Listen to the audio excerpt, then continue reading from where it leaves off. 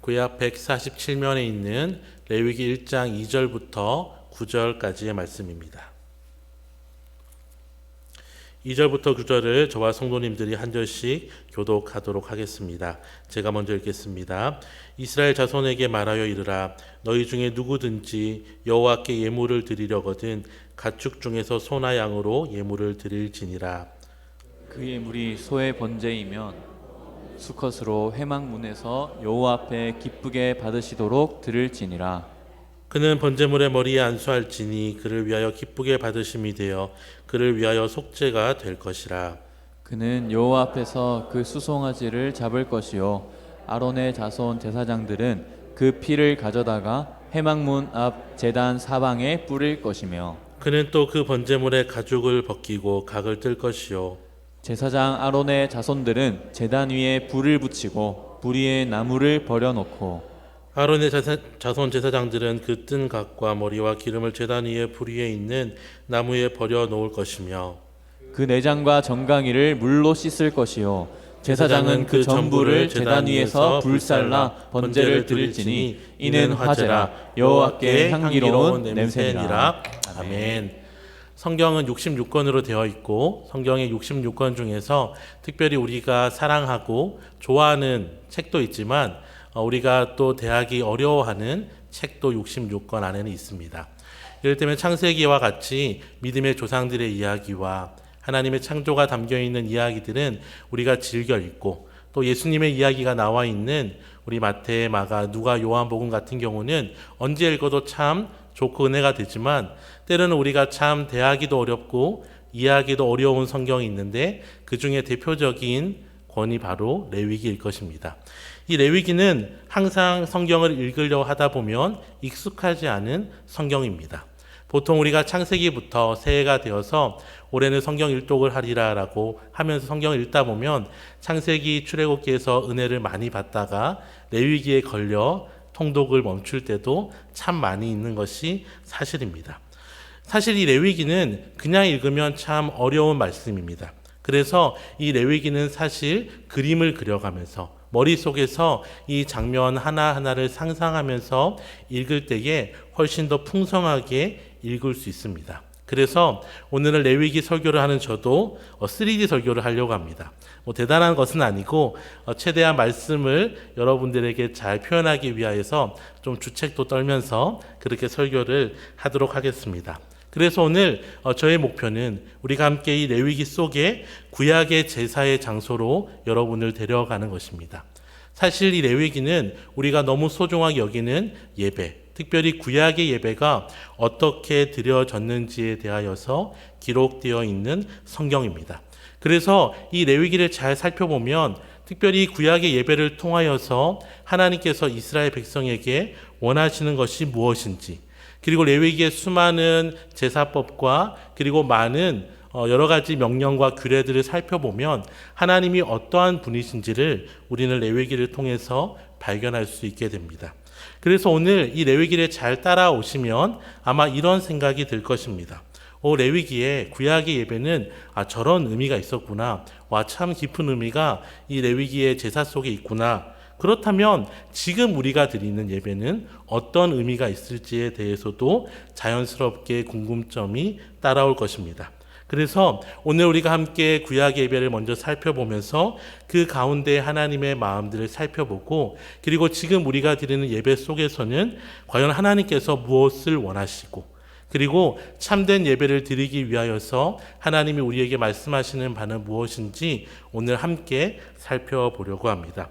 먼저 우리가 2절 말씀을 다시 한번 화면을 보면서 읽어보겠습니다. 이스라엘 자손에게 말하여 이르라. 너희 중에 누구든지 여호와께 예물을 드리려거든 가축 중에서 소나 양으로 예물을 드릴지니라. 우리가 교회를 갈 때 보통 우리는 성경책을 챙겨서 갑니다. 성경책을 챙겨서 가기도 하고 또 젊은 사람들은 핸드폰 안에 성경이 있기 때문에 핸드폰을 가지고 오기도 합니다. 구약 예배에도 반드시 예배를 드리러 가려고 할 때에 준비물이 있는데 그것은 바로 제물입니다. 이 제물을 반드시 예배마다 가지고 나아가야 했는데 이 제물의 특징이 오늘 2절 말씀에 기록되어 있는데 그것은 무엇이냐면 짐승은 짐승인데 가축이라는 것입니다. 여러분, 가축의 뜻이 무엇일까요?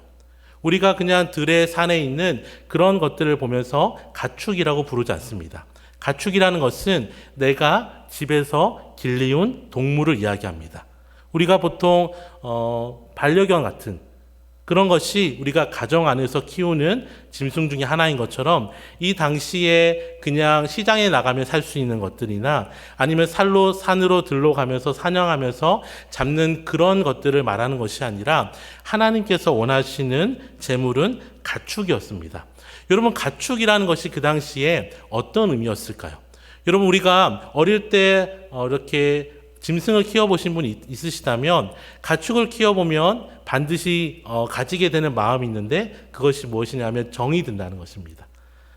저도 예전에 어릴 때 시골에 살았기 때문에 토끼를 키워본 적이 있는데 그 토끼가 풀을 잘 먹으니까 시골에 이렇게 산으로 나아가서 낫을 가지고 풀을 베어와가지고 토끼를 먹이고 그리고 이름도 붙여주고 그렇게 집에서 길리우는 짐승은 바깥에 있는 짐승과 다르게 정이 듭니다. 그런데 하나님께서는 바로 그 가축 중에서 소나 양으로 예물을 드리라고 말씀하고 있는 것입니다. 이제 우리 소나 양을 챙겼습니다. 이제 예배를 드리러 가야 되는데 우리는 침산제일교회에서 예배를 드리는데 구약의 이 이스라엘 백성들은 어디에서 예배를 드렸을까요? 3절 말씀을 함께 읽어보도록 하겠습니다. 그 예물이 소의 번제이면 흠없는 수컷으로 회막문에서 여호와 앞에 기쁘게 받으시도록 드릴지니라. 3절 말씀에 보면 회막문에서 여호와 앞에 기쁘게 받으시도록 드리라고 말하고 있습니다. 그 당시에는 온라인 예배는 안 됩니다. 왜냐하면 그 당시에는 하나님께서 어디에서 예배를 드리라고 하냐면 회막문, 쉽게 생각하면 성막에서 예배를 드리라고 명령하셨기 때문입니다. 여러분, 그 당시 이스라엘 백성이 한 60만 정도 됐다고 하는데 성막은 한 중간에 있었습니다. 여러분, 그렇다면 그 성막으로 가는 것은 바로 성막의 코앞에 사는 사람에게는 너무나 쉬운 일이었겠지만 멀리 떨어진 사람에게는 예배를 드리러 가는 것 자체가 아주 힘든 일이었을 것입니다. 그 멀리까지 예배를 드리러 가야 하는 것이 아주 때로는 불편할 수도 있고 아주 때로는 힘든 일이 될 수 있었던 것입니다.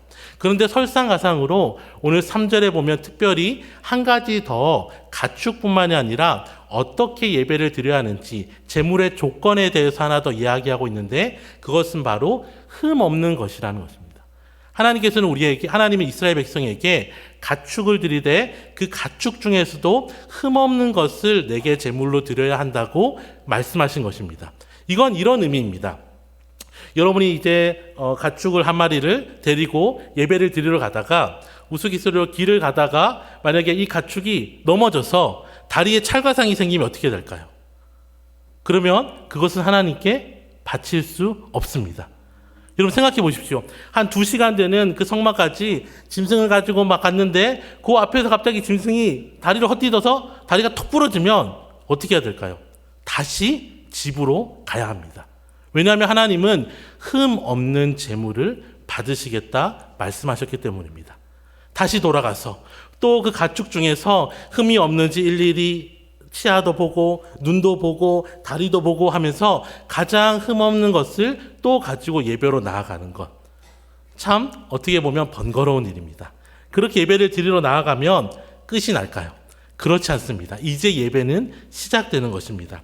어떻게 예배를 드렸는지 4절 말씀을 함께 읽어보도록 하겠습니다. 그는 번제물의 머리에 안수할지니 그를 위하여 기쁘게 받으심이 되어 그를 위하여 속죄가 될 것이라. 이제 그 흠없는 이 제물을 조심스럽게 앉든지 끌고 가든지 업고 가든지 그 제물을 가지고 성막에 가면 끝이 아닙니다.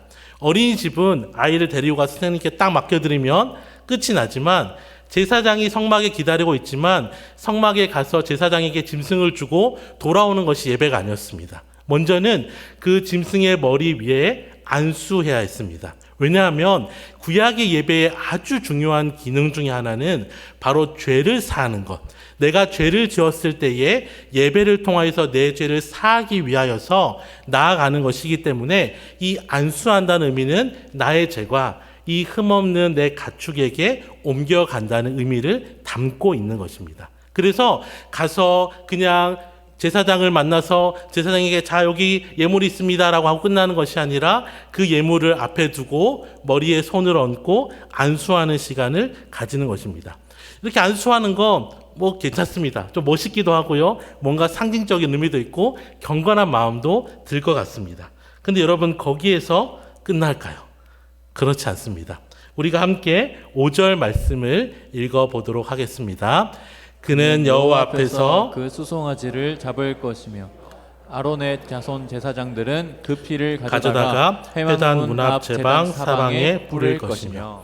여기에서 그는 제사장을 말하지 않습니다. 여기에서 그는 그 예배로 나온 본인을 의미합니다. 그러니까 오늘 하나님께서 이 레위기를 통해서 말씀하시는 이 제사법은 무엇이냐 하면 이 흠없는 제물을 집에서 길리온 흠없는 제물을 가지고 와서 안수할 뿐만 아니라 이제는 그 제물을 스스로 예배를 드리러 온 사람이 죽여야 하는 것입니다. 여러분, 이 내가 길리온, 내가 풀 먹이고 내가 죽을 씌워가지고 먹인 그 짐승을 죽인다는 기분이 어떨까요? 어쩌면 이름도 붙여졌을지 모릅니다. 뭐 뽀삐, 해피. 근데 여러분, 내가 이제는 이 짐승을 죽여야 합니다. 여러분 송아지 보셨습니까? 송아지 그 큰 눈으로 여러분을 껌뻑껌뻑 보고 있다고 생각해 보십시오. 근데 여러분, 제사장님 저는 도저히 안 되겠어요. 저는 마음이 약해서 도저히 죽이지 못하겠어요. 여러분 그래도 됩니다. 근데 그러면 내 죄는 사해지지 않습니다. 내 죄의 대가는 내가 온전히 치러야 합니다. 마음을 다시 다잡고 송아지 앞에 서서 그 두 눈을 마주하고 송아지를 죽이겠다고 결심해도 문제입니다. 왜냐하면 여러분 시골에 사시는 분은 아마 아실 건데요. 이 짐승을 죽이는 것이 쉽지 않습니다. 흔히 그 당시에 짐승을 죽이는 것이 한 3가지 정도 방법이 있다고 하는데 제일 쉬운 것은 이제 목을 자르거나 아니면 심장을 찔러서 직사를 시키든지 아니면 보통 급소, 예를 들면 눈과 눈 사이에 이런 뭐 인중이나 미간 같은 것을 찌르면 그 소가 아니면 짐승이 죽는다고 합니다. 여러분 근데 그게 쉬울까요? 여러분 목을 자르는 걸 선택하면 어떻게 될까요? 우리 생각에는 만화를 보면 그렇게 쑥 하면 목이 댕강 잘리는 것 같지만 저도 이 설교를 준비하면서 살펴보니 조선시대에도 망나니들, 그러니까 망나니는 늘 목을 베는 일을 전문적으로 하는 사람일지라도 그 망나니가 사형을 집행하려고 하면 최소 3번은 목을 베어야 된다고 합니다. 이건 쉽지 않아요. 여러분 소 같은 이런 큰 머리를 내가 이 칼을 잘 다루지도 못하는데 그 칼을 가지고 이 소를 죽이려고 하면 잘 될까요? 여러분 그렇지 않습니다. 그럼 여러분 심장을 찌르려면요. 여러분 심장이 어디 있는지 아세요? 여러분 짐승의 심장이 어디 있는 줄 아세요? 여러분 생각해 보십시오. 뭐 양이나 소는 그래도 좀 순하다고 하더라도 이 염소같이 성질이 더러운 그런 짐승을 가지고 가서 심장을 찌르려다가 그 옆을 찌르면 염소가 왜 이러세요? 여기라고 여기 이렇게 얘기해주지 않습니다. 실패하면 어떻게 할까요? 피를 흘리면서 사방으로 뛰어다니면서 난리를 칠 겁니다. 여러분 그러면 어디요? 눈과 눈 사이 이 미간을 찔러가지고 죽인다고 생각해 보십시오. 여러분 한 방에 해야 되는데 실수하기로 하는 날에는 여러분 정말로 처참한, 제가 이 설교로 말하기에 너무나 끔찍한 일들이 생길 수밖에 없는 것입니다. 여러분 근데 여러분이 이스라엘 백성이라면 바로 그걸 하셔야 합니다. 여러분이 예배를 드리러 왔다라고 한다면 여러분 손에 칼이 쥐어져 있어야 되고 여러분 손에 도끼가 쥐어져 있어야 합니다. 여러분 하지 않아도 됩니다. 그러면 우리의 죄는 사해지지 않습니다. 나는 그 죄의 대가를 온전히 치러야 하는 것입니다. 어떻게 그 짐승을 어떻게 죽이면 끝날까요? 여러분 그렇지 않습니다. 우리가 5절 말씀을 6절 말씀을 5절과 6절 말씀을 함께 읽어보도록 하겠습니다. 시작. 그는 또 그 번제물의 가죽을 벗기고 각을 뜰 것이요. 여러분 죽인다고 끝이 아닙니다. 죽이는 어떻게 해야 됩니까? 번제물의 가죽을 벗겨야 됩니다. 여기에서 가죽을 벗겨보신 분 있으십니까? 없죠. 아마 그 당시에도 이 가죽을 벗기는 일이 능숙한 사람은 아마 잘 없었을 것입니다. 겨우 죽였는데 내가 길리온, 내가 이름도 붙여준 정말 내 짐승을 내 가축을 내가 죽인 것도 모자라서 이제는 그 가축을 토막토막 내야 되고 그 가축의 껍질을 다 벗기는 것, 이거 누가 해야 될까요? 제사장이요? 아니요. 제사장은 아무 일도 하지 않습니다. 내가 다 해야 되는 일입니다. 여러분이 예배를 드리러 가면 여러분이 해야 할 일이 바로 그 짐승을 죽이고 그 짐승의 가죽을 다 벗기고 그 짐승을 토막토막 내는 것이 여러분의 일인 것입니다. 여러분, 그리고 나면 이제 제사장이 7절부터 9절을 살펴보면 그제서야 그 제물을 받아들고 하나님께 불태우는 번제를 드리게 되는 것입니다. 여러분, 이 예배는 우리가 생각하는 것처럼 그렇게 아름다운 예배가 될 수 없습니다. 아마 지금 상상력이 좋으셔서 제가 이렇게 설명할 때 머릿속에 이 그림을 그리신 분들은 어휴, 그게 어떻게 예배야? 어휴, 어떻게 그렇게 예배를 드릴 수 있어? 라는 마음이 절로 드실 것입니다. 여러분이 그 자리에 서 있다면 여러분이 보게 되는 예배당의 광경은 무엇이었을까요? 온통 피냄새가 가득하고 온통 짐승들의 울부짖음과 막 제대로 찌르지 못해서 도망다니는 짐승들과 그거를 잡으러 가고 온몸에 실갑을 해가지고 있는 그 수많은 사람들이 가득한 곳, 그것이 바로 예배당인 것입니다. 그것이 바로 구약의 제사였습니다. 여러분, 아름답나요?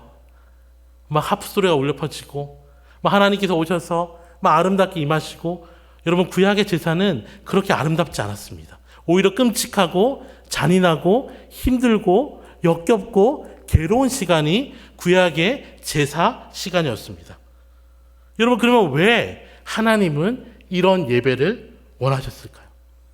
하나님이 고기를 구워 드셔야, 고기를 구워 드시는 걸 좋아하시기 때문에 하나님은 반드시 그렇게 고기를 다 잡아서 하나님께 번제로 드리라고 하나님께서 원하시고 명령하신 걸까요? 우리가 9절을 한번 같이 읽어보도록 하겠습니다. 그 내장과 정강이를 물로 씻을 것이요 제사장은 그 전부를 제단 위에서 불살라 번제를 드릴지니 이는 화제라 여호와께 향기로운 냄새니라. 목사님 맞는 것 같은데요. 지금 보니까 하나님이 향기로운 냄새라는데요. 하나님의 취향을 오늘 알게 됐습니다. 하나님 고기 좋아하시네요. 하나님 고기 냄새 맡으면 좋아하시니까 그렇게 자기 백성들한테 그런 끔찍한 일을 하라고 하시는군요 라고 생각했다면 그럴듯하지만 사실 그렇지 않습니다. 여러분, 하나님은 왜 그 냄새를 맡으시면서 향기로운 냄새라고 했을까요? 고기가 타는 그 우리가 맡기 좋은 냄새 때문에요? 그렇지 않습니다. 어쩌면 여러분, 하나님은 우리가 눈에 보이지 못하지만 하나님이 예배 그 자리에 있으면 우리가 예배를 드리기 시작하고 짐승을 막 잡으려고 할 때 하나님이 박수 치셨을 것입니다. 하나님 막 좋아하셨을 것입니다. 와, 너무 좋아. 그래, 빨리 죽여. 빨리 죽여. 빨리 죽여. 빨리 나에게 예배 드려. 라고 말씀하셨을 것입니다. 왜요? 그 예배는 우리의 죄를 사하기 위한 예배였기 때문입니다. 그 예배가 드려져야지만이 하나님께서 그 짐승의 죽음을 보시고 우리가 안수하여 우리가 죽어야 되는 그 모든 죄를 감당한 짐승의 죽음으로 살아가는 백성의 삶에 용서를 허락하시기 때문입니다. 여러분, 그래서 하나님은 그 제사를 바라보면서 이는 화제라 여호와께 향기로운 냄새라고 말씀하신 것입니다. 여러분, 이렇게 제사 드리고 나면 어떤 마음이 들까요? 여러분, 이 제사를 다 드리고 집에 돌아갈 때 여러분 마음이 어떻겠습니까? 오늘 힘들었다. 또 어떻게 하면 또 스트레스 받았으니까 좀 죄 좀 져볼까? 여러분, 그런 마음 가질 수 있겠습니까? 여러분, 이 모든 과정을 겪고 나서도 여러분 죄를 쉽게 지을 수 있을까요? 저 같으면 이럴 것 같습니다. 내가 다시는 죄를 짓나 봐라. 내가 또 죄 지으면 또 이렇게 와가지고 또 이 모든 작업을 다 해야 되는데 내가 진짜 죄 짓나 봐라. 근데 우리 가족 중에 정말 나한테 죄 지을 유혹하는 사람이 있으면 내가 가만 안 둘 거야. 여러분, 우리의 마음에 그런 마음이 들지 않을까요? 여러분, 하나님께서 왜 구약의 제사가 이토록 끔찍하고 참혹하게 이 모든 제사의 과정을 주관하게 하고 왜 그 모든 것을 하나님 그렇게 하지 않으셔도 되는데도 불구하고 왜 그렇게 우리의 이스라엘 백성이 명령하셨을까요? 그것은 이 죄라는 것이 얼마나 참혹한지, 저렇게 짐승이 죽지 않았다면 그 죄로 인해서 내가 죽을 수밖에 없다는 것, 죄라는 것이 우리의 삶에 얼마나 참혹하고 그것이 우리의 삶에 얼마나 우리의 삶을 깨뜨리는 것인지 하나님은 제사의 모든 과정을 통하여서 자신의 백성에게 생생하게 각인시킨 것입니다. 죄가 무엇인지, 그리고 이 죄로 인하여서 원래 누가 죽어야 하는지, 그리고 그 죽음을 당하지 않은 것이 바로 무엇 때문이었는지를 하나님께서는 이스라엘 백성에게 알리시고 싶었기 때문입니다. 여러분, 정리하면 구약의 예배는 죄의 용서와 죄의 참혹함을 동시에 경험하는 시간이었습니다. 여러분, 그렇다면 오늘날에는 왜 더 이상 이렇게 제사 드리지 않을까요? 왜 우리는 지금 이렇게 가만히 앉아서 우리 어떤 가축도 없고 그런 불도 없고 칼도 없고 왜 우리는 아무것 없이 이렇게 편안하게 앉아서 예배 드릴 수 있는 것일까요? 물론 답은 우리가 이미 잘 알고 있습니다. 그것은 바로 예수님께서 영원한 속죄 제물이 되어 주셨기 때문입니다. 히브리서 9장 12절 말씀을 함께 읽도록 하겠습니다. 히브리서 9장 12절 말씀입니다. 제가 읽어드리겠습니다. 염소와 송아지의 피로 하지 아니하고 오직 자기의 피로 영원한 속죄를 이루사 단번에 성소에 들어가셨느니라. 염소나 송아지의 피, 구약의 그 염소나 송아지로 인하여서 그 했던 그 모든 제사로 하지 아니하고 누구의 피로요? 자신의 피로 영원한 속죄를 이루사 단번에 성소에 들어가셨다고 히브리서 9장은 우리에게 말하고 있는 것입니다. 예수님께서 영원한 속죄의 제물이 되어 주셨기 때문에 더 이상 우리는 예배의 제물을 가지고 나오지 않습니다. 여러분, 그런데 근데 목사님 아까 이 예배 안에서 그런 모습, 죄에 대해서 정말 경각심도 가지고 정말로 다시는 죄를 짓지 않아야 되겠다, 그런 것들 참 좋은데 오늘날에는 여러분 그렇게 죄에 대해서 너무 가볍게 생각하게 하는 거 아닐까요? 예수님이 대신 죽어지는 것 통해서 우리가 너무 편안하게 예배하는 건 아닐까요? 라는 생각이 드실 수도 있을 것입니다. 왜 오늘날에는 예수님께서 우리의 영원한 속죄 제물이 되어 주셨을까요? 하나님의 마음이 갑자기 열어지셔서 그랬을까요? 아니면 오늘날에는 죄에 대해서 하나님이 가벼이 생각하셔서 죄를 막 지어도 괜찮아서 어차피 예수님이 죽었으니까 너희 죄 지어도 돼, 어디야 마음대로 져봐, 그래서 예수님이 우리를 위해 죽어주셨기 때문에 죄에 대한 무게나 죄에 대한 참혹함이 사라졌기 때문에 그런 것일까요?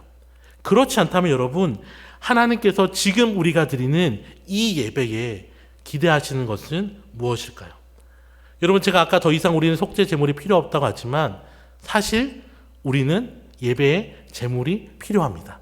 여러분, 이게 무슨 말일지 로마서 12장 1절 말씀을 현대어 성경 버전으로 함께 읽어보겠습니다.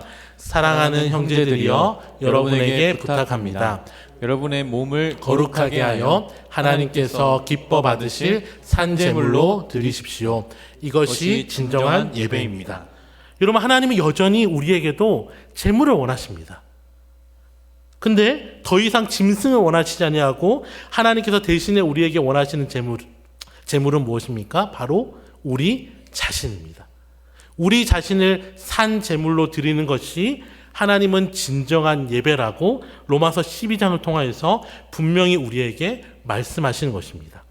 여러분, 우리가 드리는 예배의 핵심은 무엇일까요? 우리가 이 예배가 진정한 예배, 하나님께서 기뻐 받으시는 예배가 되기 위하여서 필요한 것은 무엇일까요? 이제는 더 이상 짐승의 피나 더 이상 짐승의 죽음은 아닙니다. 하지만 여전히 필요한 것이 있다면 그것은 바로 우리 자신을 하나님께 산 제물로 올려드리는 것입니다.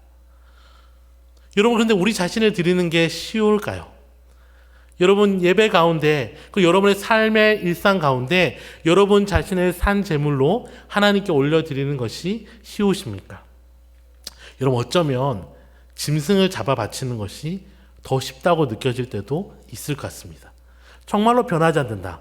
때로는 내 마음은 원하는데 나는 정말로 나 자신을 하나님께 온전히 드리고 싶은데 여전히 바뀌지 않는 나의 습관, 나의 말투, 나의 성격, 나의 약점, 나의 연약함 때문에 어쩌면 차라리 그 짐승을 잡아 바치는 것이 어렵긴 하지만 오히려 그게 더 쉬웠겠다라고 생각이 들 만큼 우리 자신을 산 제물로 바치는 것 결코 쉽지 않습니다. 그래서 오죽하면 바울은 로마서 7장 15절에 이렇게 고백하였는데요. 함께 읽어보겠습니다.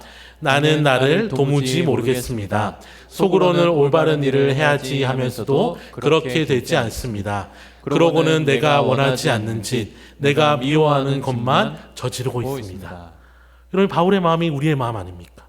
우리의 마음은 옳은 일을 해야지, 그래 내가 말씀대로 살아야지, 내가 이제는 정말로 하나님의 기쁨이 되어야지 라고 하지만 그렇게 되어지지 않는 것, 오히려 내가 원하지 않는 것, 내가 미워하는 것이 오히려 남에게 많은 줄 알았더니 내 안에 더 많은 것, 내 안에 사랑이 없고 내 안에 용서가 없고 내 안에 오히려 욕심과 이기심과 내 안에 온갖 추악한 것이 상대방에게 있는 줄 알았더니 오히려 내 안에 있는 것을 우리가 더 많이 경험하게 되어지지 않습니까? 여러분, 그래서 나를 제물로 드리려고 하면 할수록 우리가 경험하는 것은 무엇이냐면 내 힘으로는 안 된다는 것입니다. 아무리 내가 원하고 아무리 내가 바람에도 불구하고 내 힘으로는 도저히 산 제물로 나를 바치지 못한다는 또 다른 사실을 우리는 예배를 드리면서 경험하게 되어지는 것입니다. 그래서 하나님께서는 우리에게 진정한 예배를 요구할 때에 한 가지 우리에게 중요한 요구사항을 우리에게 말씀하시는데요. 다시 한번 로마서 12장 1절을 읽어보도록 하겠습니다. 사랑하는 형제들이여, 여러분에게 부탁합니다. 여러분의 몸을 거룩하게 하여 하나님께서 기뻐 받으실 산제물로 드리십시오. 이것이 진정한 예배입니다. 오늘 1절 말씀에 보면 하나님께서 기뻐 받으실 산제물로 드리라고 말하기 이전에 한 가지 단서를 알려줍니다. 그것은 무엇이냐면 하나님께서 기뻐 받으실 산제물로 드리기 위하여서 우리를 거룩하게 하라는 것입니다. 다른 말로 하면 이렇게 얘기하는 거예요. 우리의 삶에 우리의 힘과 우리의 능력과 우리의 다른 어떤 것으로는 우리가 하나님이 기뻐 받으실 산제물로 드릴 수 없는데, 우리가 기뻐 받으실 산제물로 드릴 수 있는 한 가지 조건, 한 가지 방법이 있는데 그것은 바로 우리의 몸을 거룩하게 한다는 것입니다. 여러분, 이 거룩이라는 단어는 참 특별한 단어인데요. 왜냐하면 이 거룩은 하나님에게만 속한 것이기 때문입니다. 하나님에게만 해당되는 것이 바로 이 거룩입니다. 그래서 우리 스스로는 누구도, 그 어떤 사람도 스스로 거룩할 수 없습니다. 이런 우리가 스스로 거룩할 수 없다면 어떻게 우리가 거룩해질 수 있겠습니까? 그것은 바로 거룩하신 하나님께 나아가는 것이죠. 난로가 있으면 그 난로에 떨어지면 떨어질수록 그 따뜻함을 느끼지 못하지만 그 난로에 가까이 다가가면 다가갈수록 그 난로의 따뜻함이 나의 몸의 체온이 되는 것처럼, 거룩이라는 것은 내가 스스로 만들어낼 수 없지만 우리가 하나님께 가까이 나아갈 때에, 거룩 그 자체이신 하나님께 나아갈 때에 우리는 거룩하게 되어지는 것입니다.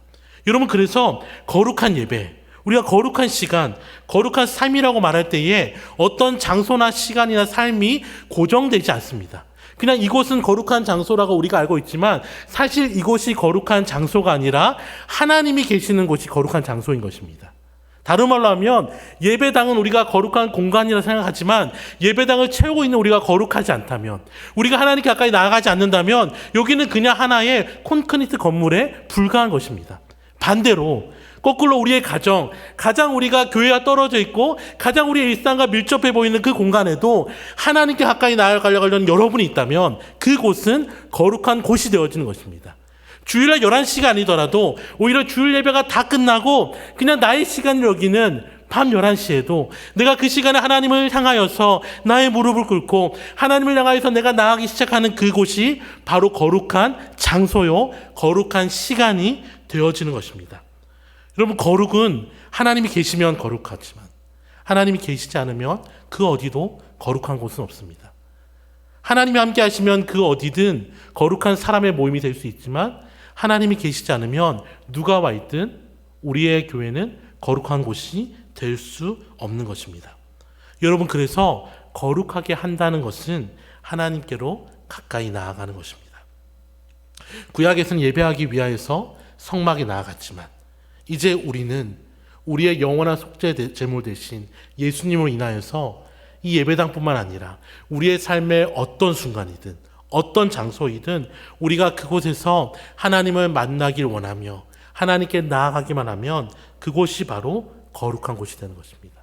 설거지를 하여도, 일을 하여도, 그 어떤 것을 하여도 그곳에 하나님을 향한 우리의 삶이 나아감이 있다면 그곳은 거룩한 곳, 거기에서 우리는 거룩한 예배자가 되어지는 것입니다.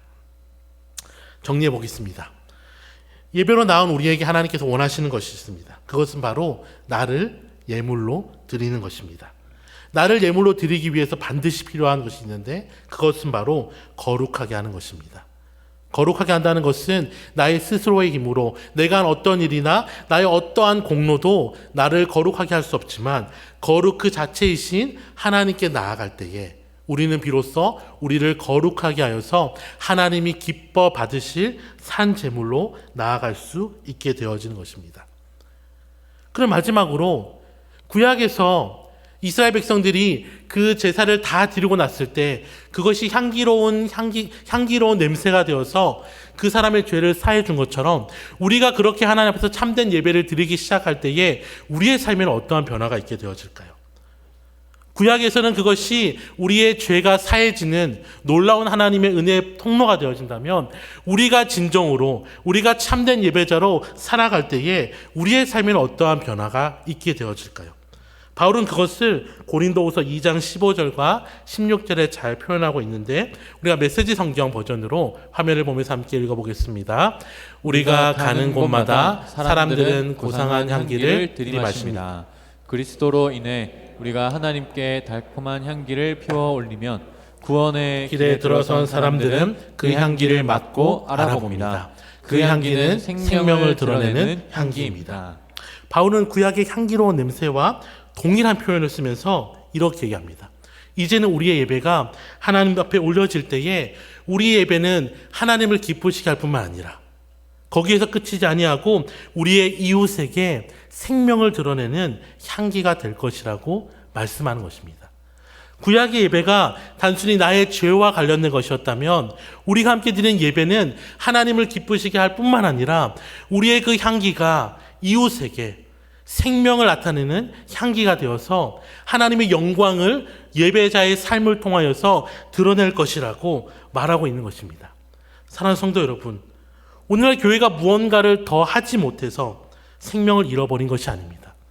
오히려 교회가 마땅히 해야 될 이 예배를 소홀히 여길 때에 교회는 생명을 잃게 되는 것입니다. 이런 우리의 삶 가운데 하나님께서 이 예배를 원하십니다.